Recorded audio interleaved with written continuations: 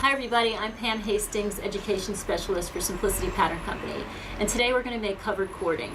Covered cording is simply a strip of bias fabric wrapped around a cord.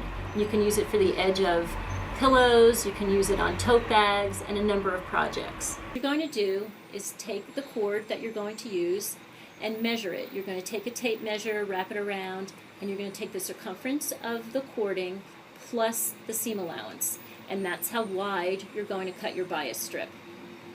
You're going to put your cord in the center of your bias strip, wrap it around, and then stitch as close as you can to the cording without going through the cording. You're going to want to put your zipper foot on for this and have it set so the zipper foot is, the bulk of the zipper foot is to the seam allowance of the cording.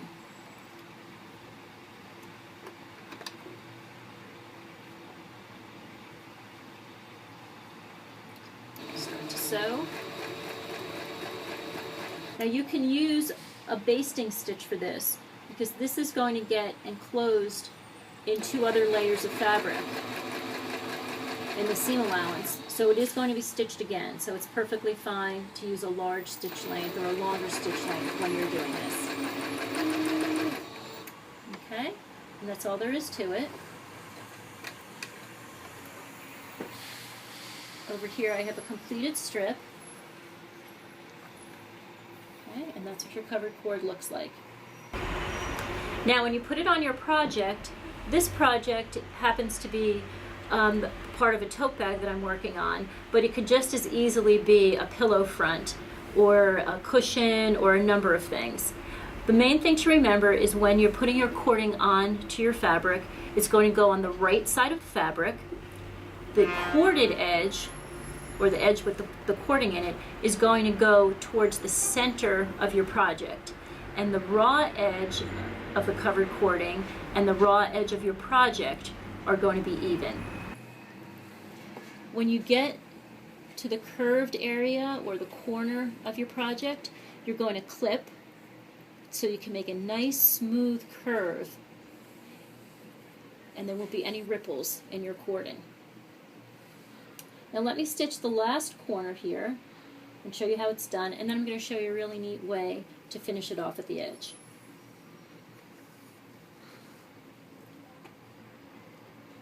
Again, I'm going to use my zipper foot.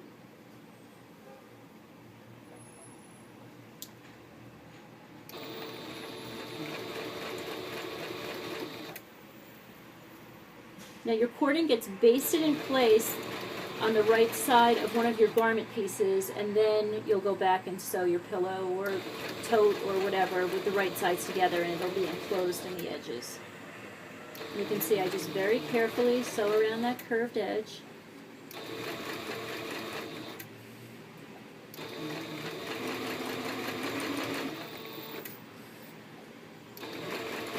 Now when I get to the last section, where I'm coming right back to the beginning, I'm going to stop about 2 inches from the end.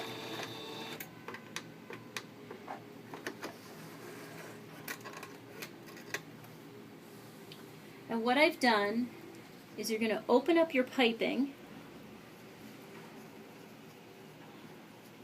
and turn back the fabric. And what I've done is I've clipped away a little piece of the cording so that both ends of the cord meet perfectly with each other. Then on the little piece of the strip that I've opened out, I'm going to turn under seam allowance,